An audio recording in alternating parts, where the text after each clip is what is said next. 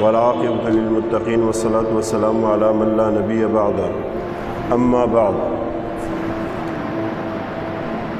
اعوذ باللہ من الشیطان الرجیم بسم اللہ الرحمن الرحیم قال اللہ تبارک وتعالی والضحى واللیل اذا سجى ما ودعك ربك وما قلى وللآخرة خیر لك من الأولى ولسوف يعطيك ربك فترضى صدق اللہ العظیم۔ میرے محترم بھائیوں، قابل صد احترام بزرگوں، سیرت کو موضوع چل رہا ہے۔ آپ صلی اللہ علیہ وسلم سے جو پہلے انسانیت کی حالت تھی، پہلے بھی میں عرض کر چکا، بہت زیادہ بری حالت تھی، بالکل تباہی کے دہانے پر پہنچی ہوئی تھی۔ آپ صلی اللہ علیہ وسلم نے آ کر انسانیت کو سنبھالا دیا، ان کو روشنی کا راستہ دکھایا، حق سچ کا راستہ دکھایا، ظلم و ستم ختم کیا، عدل کو عام کیا اور بے حیائی کو ختم کر کے پردہ داری اور حیاداری عطا کی، اور جو انسانیت تباہی کی طرف جا رہی تھی ان کو کامیابی کی طرف لے کر چلے اور ترقی کی راہ پر ڈال دیا۔ آپ صلی اللہ علیہ وسلم کی پیدائش جس وقت ہونی تھی، اس رات کچھ واقعات ہوئے۔ وہ واقعات ایسے نہیں تھے بلکہ آپ صلی اللہ علیہ وسلم کی آمد کا پیش خیمہ واقعات تھے۔ اطلاع دینی تھی کہ کوئی بہت بڑی ہستی اس دنیا میں آ رہی ہے، کوئی بہت بڑا، جیسے کہتے ہیں ایک بہت بڑا ایک نظام آنے والا ہے۔ والضحى واللیل اذا سجى، کہ قسم ہے تیرے روشن چہرے کی اور تیری زلفوں کی۔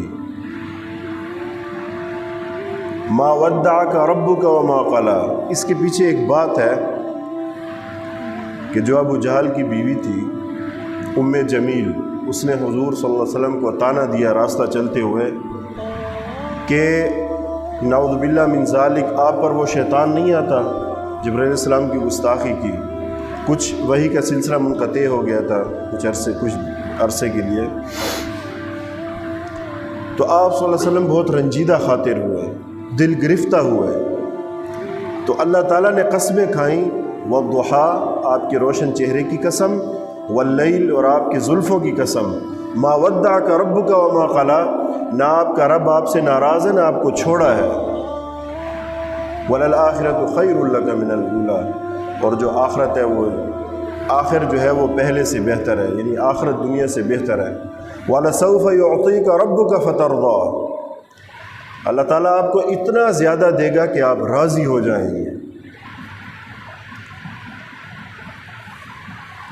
تو اللہ کے نبی کوئی معمولی نہیں تھے۔ میں تھوڑا سا بچپن کا بتاتا ہوں۔ آپ صلی اللہ علیہ وسلم کی جس رات پیدائش ہونی تھی تو کچھ واقعات ہوئے۔ کسریٰ اور قیصر کی حکومتیں اس وقت بہت مضبوط سپر پاور طاقتیں تھیں، تو کسریٰ کے محل میں اس رات زلزلہ آیا اور جو دیوان خاص تھا اس کا جو فرش تھا وہ پھٹ گیا۔ 1000 سال سے جو آگ جل رہی تھی وہ آگ بجھ گئی، اور بحیرہ سارا وہ جو چشمہ تھا وہ خشک ہو گیا، اور ایک مجوسی عالم نے اس رات خواب دیکھا کہ کچھ سرکش اونٹ ہیں جو گھوڑوں کو بھگا کر لے کے جا رہے ہیں، اور جیسے ہی وہ دجلہ پر پہنچے تو وہ سارے کے سارے وہ پھیل گئے اونٹ۔ تو اس کی تعبیر یہ کی گئی کہ یہاں عرب سے لوگ اٹھیں گے اور یہاں فارس پر حملہ کریں گے۔ بہرحال جو زلزلہ آیا، 14 کنگرے گرے اور وہ آگ بجھ گئی، بحیرہ سارا خشک ہو گیا، یہ خواب دیکھا گیا۔ تو جو زلزلہ آیا وہ یہ بتانے والا تھا کہ ایک ایسا توحید بیان کرنے والا، ایک ایسا اللہ کا نبی آ رہا ہے کہ سارے کی ساری یہ آگ، آپ کی سرکشیاں اور آپ کے شرک سب ختم ہو جائیں گے۔ آپ کے ایمان میں بیٹھنا، کفر کے بارے میں مشورے کرنا یہ ختم ہو، جو پھٹ گیا اس کا فرش۔ 14 کنگرے گر گئے، یعنی 14 بادشاہوں کے بعد زوال پذیر ہو جائیں گے۔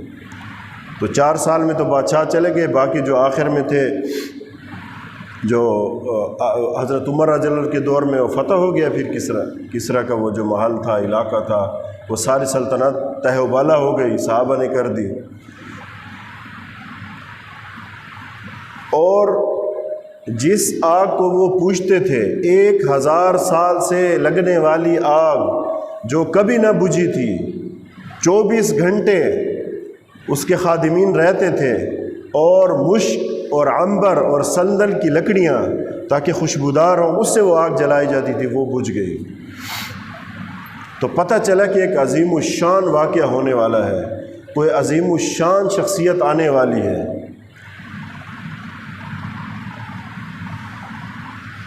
دائی حلیمہ رضی اللہ تعالیٰ عنہ، حلیمہ سعدیہ رضی اللہ تعالیٰ عنہ، یہ فرماتی ہیں کہ ہمارے ہاں اتنی بھوک تھی، ایسا قحط پڑا ہوا تھا، ایسے خشک سالی تھی کہ میں اتنی بھوکی تھی کہ اپنے بچے کو دودھ نہیں دے سکتی تھی، دودھ نہیں پلا سکتی تھی، دودھ ہوتا ہی نہیں تھا۔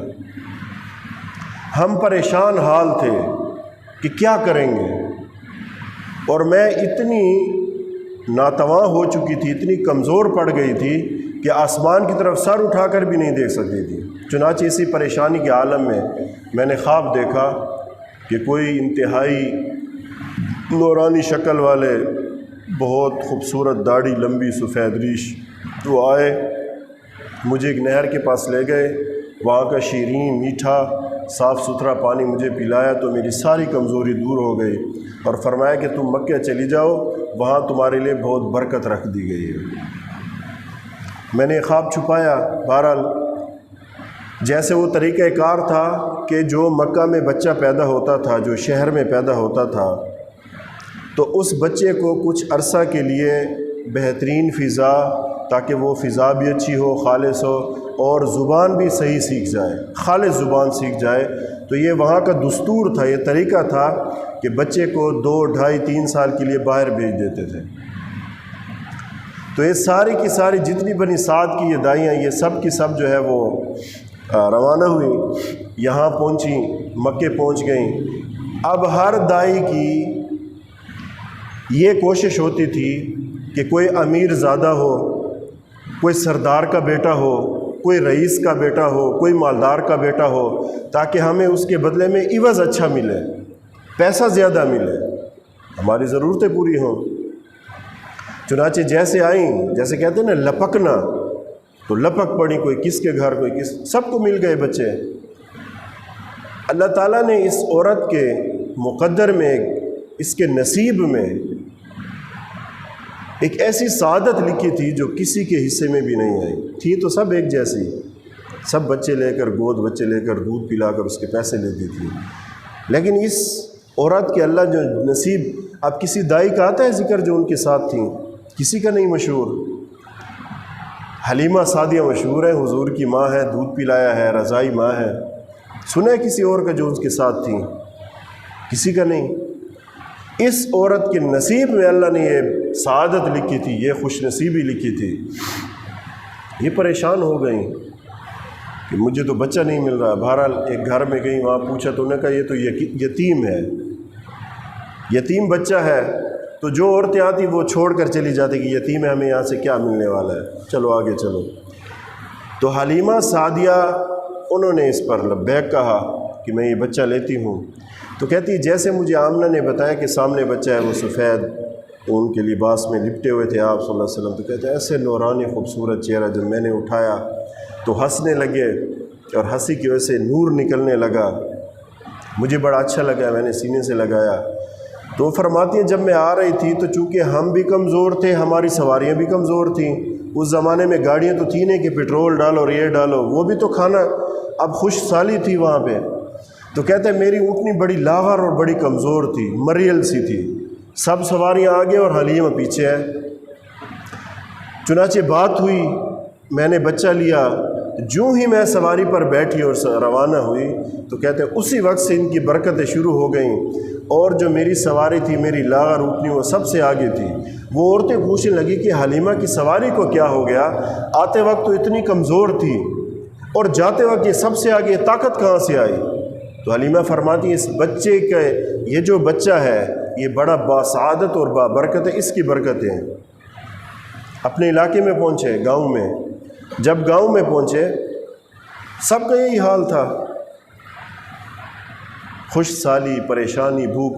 حلیمہ کہتی ہیں میں اور خاوند چلے جاتے، یہ جو گھاس پھوس اور یہ درختوں کی جڑیں کاٹ کاٹ کر ان کو کہیں کو کر کے صاف کر کے ان کو پکا کر ہم کھاتے تھے،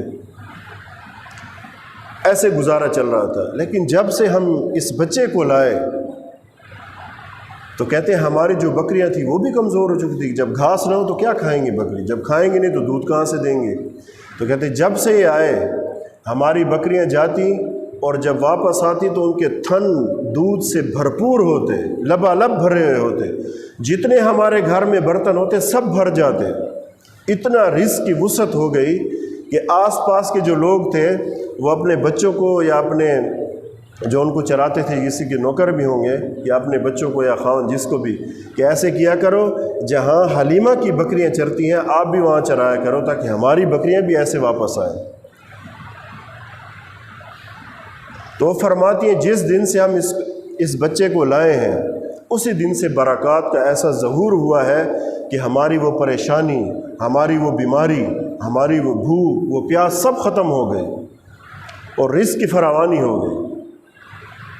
اور آپ صلی اللہ علیہ وسلم نے فرمایا، تو چھوٹا سا یہ واقعہ ہے، بہرحال آپ صلی اللہ علیہ وسلم نے فرمایا کہ مجھے 5 چیزیں ایسی دی گئیں جو پہلے کسی کو نہیں دی گئی۔ میرے لیے مال غنیمت کو حلال کر دیا گیا، پہلے ایسا ہوتا تھا کہ اس کو جلا دیا جاتا۔ دوسری بات یہ کہ پوری دنیا کی زمین میرے لیے مسجد بنا دی گئی، سجدہ گاہ۔ پہلے چند چیزیں ہوتی تھیں، چند مخصوص بالا خانے، چند مخصوص جگہ جہاں پہ عبادت کی جا سکتی، باقی جگہ نہیں۔ اور یہ کہ میرے لیے ہر کالے اور گورے کے لیے مجھے نبی بنا کر، یعنی عالمین سطح کا نبی بنا کر بھیجا گیا ہے۔ باقی پہلے ایسا ہوتا تھا کہ اپنی قوم میں وہ نبی جاتا اور قوم ایک مخصوص قوم ہوتی تھی، مخصوص علاقہ ہوتا تھا، لیکن مجھے ہر کالے اور گورے یعنی پورے عالم کے لیے نبی بنا کر بھیجا گیا ہے۔ اور چوتھی چیز کہ 1 مہینے سے مجھے رعب کے ذریعے سے میری مدد کی گئی۔ 1 مہینے کی مسافت سے دشمن پر، لوگوں پر، خصوصاً میری قوم پر میرا رعب پڑ جاتا ہے۔ اور جو 5ویں چیز تھی، فرمایا والا سوف یعطیک ربک فترضی، آپ کو ہم اتنا دیں گے آپ مانگے کہ آپ راضی ہو جائیں گے۔ کہتے ایک ایسی دعا، وہ جو اللہ نے کہا نا میں آپ کو دوں گا کہ آپ راضی ہو جائیں گے، وہ دعا میں نے آخرت کے لیے رکھ دی، اپنی امت کے لیے۔ یہ 5 چیزیں مجھے مخصوص دی گئی ہیں، پہلی امتوں کو یہ نہیں دی گئی تھی، عطا نہیں کی گئی تھی، لیکن مجھے یہ 5 چیزیں عطا کی گئی ہیں۔ بہرحال آپ صلی اللہ علیہ وسلم کا دنیا میں مبعوث ہونا، دنیا میں آنا، گویا کہ انسانیت کی ایک نئی زندگی شروع ہوئی، ایک نیا رخ انسانیت کو ملا۔ اس سے پہلے انسانیت کی بڑی بری حالت تھی، بہت بری حالت تھی۔ اچھا میں وہ بات کر رہا تھا، 14 کینگروں کا گرنا، آگ کا بجھ جانا، زلزلہ آنا کسریٰ کے محل میں، اور جو ہے وہ دیوان خاص کا جو فرش ہے اس کا پھٹ جانا، اور اس مجوسی عالم کا خواب دیکھنا کہ سرکش اونٹ ہیں وہ گھوڑوں کو بھگا کے لے کے جا رہے ہیں، دجلہ سپار ہر طرف پھیل گئے، اور بحیرہ سارا کا جو چشمہ تھا اس کا خشک ہو جانا۔ یہ ساری نشانیاں اس لیے تھی کہ کوئی عظیم الشان کام ہونے والا ہے، کوئی بہت بڑی تبدیلی آنے والی ہے، کیونکہ اس سے پہلے تو انسانیت شرک میں، ظلم و ستم میں، فحاشی میں، عریانی میں تباہ و غرق تھی، جہالت کے اندر۔ جو ہی آپ صلی اللہ علیہ وسلم تشریف لائے، نبوت کا اعلان کیا، بلائے، بہت تکلیفیں آئیں، تکلیفیں آتی ہیں، انشاءاللہ اس کے مستقل یہ اس کے بارے میں عرض کیا جائے گا۔ دیکھیں ایک بات میں عرض کر دوں، آپ صلی اللہ علیہ وسلم کی سیرت کا کوئی ایک پہلو نہیں ہے، ایک پہلو نہیں ہے، یعنی مطلب حضور کا بچپن بیان کرنا، اشعار ہیں، حضور کی تعریف ہے، یہ ایک پہلو ہے، لیکن جو اصل چیز ہے کہ وہ یہ فضائل کیوں دیے گئے، اصل کام کیا تھا، زندگی کیا تھی، وہ بتانے والی اور سننے والی چیز ہے اور عمل کرنے والی چیز ہے۔ انشاءاللہ یہ سلسلہ چلتا رہے گا، آگے بھی انشاءاللہ یہ بیان ہوتا رہے گا کہ آپ صلی اللہ علیہ وسلم جب سب سے پہلے جب انہوں نے دعوت شروع کی، سب سے پہلے دعویٰ شروع کی، اس میں مشکلات کیا آئیں، لوگ کیسے مخالف ہوئے، اپنے کیسے پرائے ہو گئے، صادق اور امین کہنے والے کیسے آپ کو جھٹلایا، دیوانہ اور شاعر کہا، مقصد کیا تھا۔ اس لیے میرے بھائیوں، یہ موسم ہے جیسے ایک موسم سیزن ہے، کئی خطیب آئیں گے، وہ بیانات کریں گے ہر قسم کے، لیکن ایک چیز میں اور آپ دل میں بٹھا لیں، اس کا عزم کر لیں کہ دیکھیں میری نبی کی زندگی صرف سننے کی نہیں ہے کہ ہم سنیں، اللہ ہمارے ایمانوں میں ترقی کرے، لیکن عمل کرنے کی چیز ہے۔ وہ پہلے میں یہ عرض کرتا رہتا ہوں نا کہ یہ نہ ہو کہ بس یہ ربیع الاول، اچھا اس میں بھی تاریخوں میں اختلاف ہے، اکثر اس پر وہ اتفاق ہے، اکثریت اس پر ہے کہ 8 ربیع الاول کی آپ کی پیدائش ہوئی، آپ صلی اللہ علیہ وسلم کی ولادت، اور 12 کو وفات ہوئی۔ تو اس لیے خدا را ہم یہ نہ کریں کہ اپنی نبی کی زندگی سے روگردانی کر کے اپنی عام زندگی میں، اپنے کاروبار میں، اپنے گھر میں نبی کی زندگی کو یکسر چھوڑ دیں اور صرف